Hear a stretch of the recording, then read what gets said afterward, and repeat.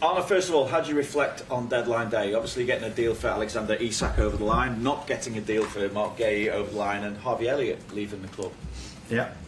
So a lot of things happened on the last day, which is not always the situation, because last season we hardly did anything during the whole window. But yeah, the thing that pleases me most is, of course, is us getting the deal from Alex over the line.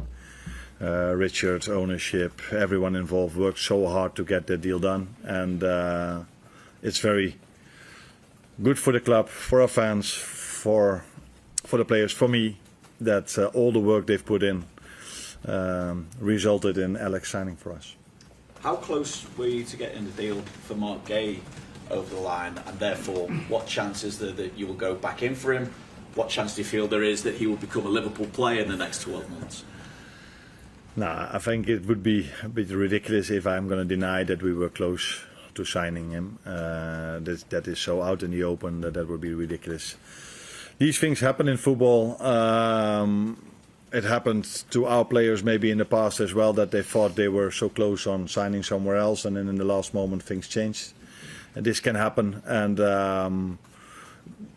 for me, we would have liked to sign him, of course, because we were in for him, and he was, like I've said many times, if we can feel we can strengthen the team with a chance in the market, we never hesitate to do so, and that's what we try to do. But we played 1 or 2 days before, we played Arsenal, where Ibu and Virgil played an outstanding game, and Joe came in 20 minutes before the end, Joe Gomez, and did outstanding as well. With us signing Giovanni Leone, who had his first international call-up, and Ryan and Watto that can play there. So it's not like all of a sudden we don't have options in that position anymore. It's a pity, but not only for us, but also for the player, I think. But he's in a good place, playing at Palace, where he won the Charity Shield and the FA Cup with a very good manager as well. So let's see what the future brings for him and for us. Just to push it out, would you be thinking January or next summer? If I'm thinking anything, you know that what I think, I don't tell you, but the thing I think most about is Burnley at the moment, I can assure you. With that in mind, how ready is Alexander Isak to play for you and make his debut against Burnley? Because obviously he got his first minutes playing for Sweden against Kosovo. But I also got to ask you as well what you make of the criticism he's received over the way things ended at Newcastle, and what kind of impact that has had on him, if anything at all. Now, first of all, I think the Swedish manager Jon Dahl Tomasson deserves a big compliment, because he gets one of the best, maybe the best striker in the world in, and needs to play 2 very important games for his country, but understands that if he would play him twice 90 minutes, then probably the player would have been injured for multiple weeks. And that's not always easy for a manager, that he takes care of the interest of a player. And so he deserves a big compliment for that. And we will treat Alex the same as they did. So don't expect him to be every single game 90 minutes on the pitch. That's definitely not going to happen in the upcoming weeks. He missed a proper pre-season. I think he missed 3 or 4 months of team sessions. And so now we have to build him up gradually, with us playing so many games, hardly any training time. So that's going to be a challenge. But we've signed him not only for the upcoming 2 weeks, we've signed him for I think for 6 years. So yeah, this is what we have to keep in mind, and what the fans have to keep in mind if they see that I take him off at a certain moment, or I only bring him in for a small amount of minutes. That's all for the long-term fitness of the player. And the criticism he's received? In football there's always criticism, so sometimes people cheer for you. So I think after he won the League Cup, everyone was really happy with him, and in other moments you get criticized. This is part of his life, my life, our jobs, and now he's a player from us, and I'm really happy with that. So you did mention Harvey as well, just obviously deadline day, Harvey. Yeah. Another positive thing, I think, not only Harvey, but if I look at Luis Diaz, how he hit the ground running at Bayern Munich is a big compliment for our performance staff and the people that work in this building. So every time a player leaves, Tyler Morton does really well at Olympique Lyon. So that tells you how we bring players to other clubs. And Harvey is in a very good place, going to a very nice club with Aston Villa. I think it's in the interest of everyone. He didn't get the playing time he probably deserved for the quality player he is, and he conducted himself always so well. So it wasn't only when he said that this was his club that he wanted to say this to the fans. He acted inside with him not playing so much, but he was always doing what was in the best interest of the club.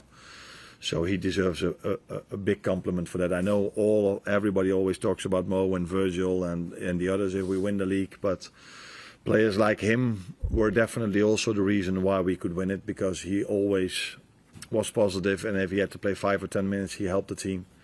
And in every session he did, and that is partly the success of a team, that the ones that don't play that much have the right mindset. And I think he's completely ready now to show the quality he has at Aston Villa.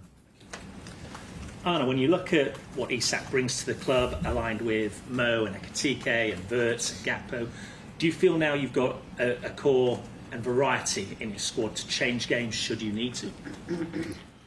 Yes, I do feel, but if the question is that the first time since you're a Liverpool manager, then the answer is no, because last season I could change games around with Diogo, with Darwin, with Lucio, with those three players that are not one for the reasons we all know, the other two that were sold. So yeah, that is what a club like Liverpool, what Jurgen probably could do in the past as well. This is normal at our club, that we have multiple options and that we can change the game if necessary. And looking ahead to this weekend, granted, players only just coming back from international duty, do you have a relatively clean bill of health? How are you shaping up for this weekend? If the players are fit, that's I think they are. Yeah. We trained today for the first time with them. With most of them, the non-internationals did train with the under-21s this week already. Curtis Jones, of course, I don't know if you knew, but he got injured in the last game, so he will not be available for the game against Burnley. But I think the rest of them all came back without a problem, and that is almost. That's not always the situation, especially not in the beginning of the season, where everybody comes from a different background, going to the national team where they then all of a sudden have to play 2 games in 4 or 5 days, which is always the biggest risk in November and October, and in March they are much more used to that program. So we are happy that they are fit, and again, a compliment not only for the Swedish manager but also for the others, because a few others like Ryan Gravenberg didn't only started 1 game and not both of them. And in terms of Burnley, obviously they got promoted last season. Scott Parker's developed a team with a reputation for being defensively solid. What do you expect this weekend? How will you need to approach it? Defensively solid, but I don't give them enough credits if I only talk about that, because first goal they scored against Sunderland was a great team goal. So good team, but yeah, like all the others, we know. My experience from last season is when the teams that were relegated now, so I replaced them for the ones that promoted. We had problems at Ipswich, we had problems at Leicester, and we had problems at Southampton, and problems with we only won it in the end phase of the game,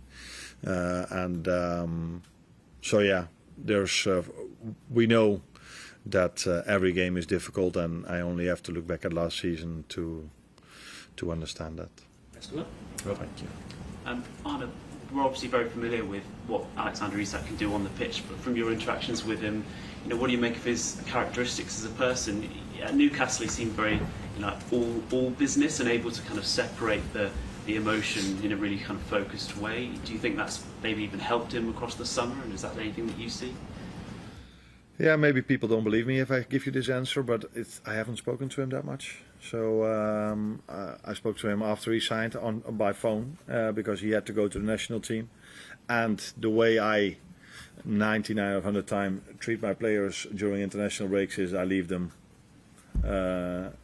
for the manager that they are working with over there. So I text him maybe now once or twice because he's new to us, wanted to know how he did. But I do have to get to know him as a person much better in the upcoming days and weeks. But although we find it very important how someone is to because we have such a great culture here at this club, we mainly sign a player also for his qualities, and therefore I don't need to call him. We faced him a few times. I faced him a few times, and I know what a quality player he is. And with how the deals worked out, getting done for Isak on deadline day, but not for Gahey, do you see any changes in modern football now where for players to truly get what they want, they might have to take things upon themselves, or do you think they were just individual circumstances? The last one, I think. I don't think you can compare any situation with another. Different ownership, different situation. I think you cannot compare these. I'm really happy that Alex signed for us, because I did feel all the way that we needed an attacking player extra, and so happy that we could bring in the one we wanted from the start. Hi Arne.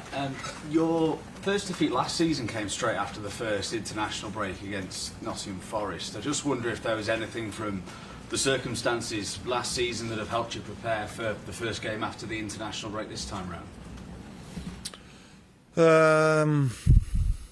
Now, if there's anything I've learned from that, then we implemented that already last season, and I think it was the only time that we lost a game after the international break. But it's always difficult. You never know what is exactly the reason. At that moment of time, I was maybe a bit focused on it's the first one after the international break, but looking at the season Forest had after that, I think it has much more to do with their quality than it had to do with the first game after the international break. And I just wondered how Chiesa has reacted to not being selected in the Champions League squad. Of course, that is one of the most difficult things you have to do as a manager. For a player not to play is not always easy to tell him, but not to be in the squad is always more difficult. And I just explained him why we made this choice, and of course he wasn't happy with that, but I think he understood my arguments. That's not to say that he agreed with them, but he didn't tell me, by the way, that he didn't agree with them, but he gave the answer you want to hear from a player, that he will be there to help the team in all in the cups and in the league. And that's one thing to say, but I think he also showed this because he wasn't selected, but he worked really hard in these days to be ready for the upcoming games, and that is even more important than what a player tells you. Thank you. Well, last question, please. Hi Arne, you've scored more goals than any other team in the league this season without creating a massive amount of high value chances. If you look at the expected goals average, I think it's just over one a game.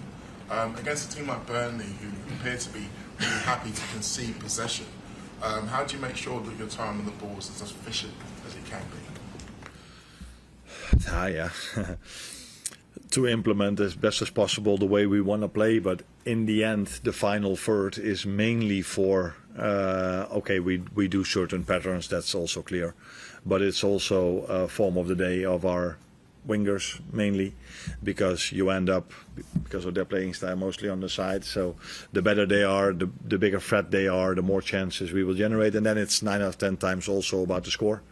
Because if you can score an early goal, that normally helps you in a game like that, and if you don't, or even worse, you concede a goal in the beginning, that gives even more energy to the other team. So there are so many factors going into a game like that. But as always, we are hoping that our attackers can make the difference, and that's what they have to do every single game, attackingly, but not only attackingly, because if we lose the ball and we're really good in our counter pressing, that can generate chances as well. So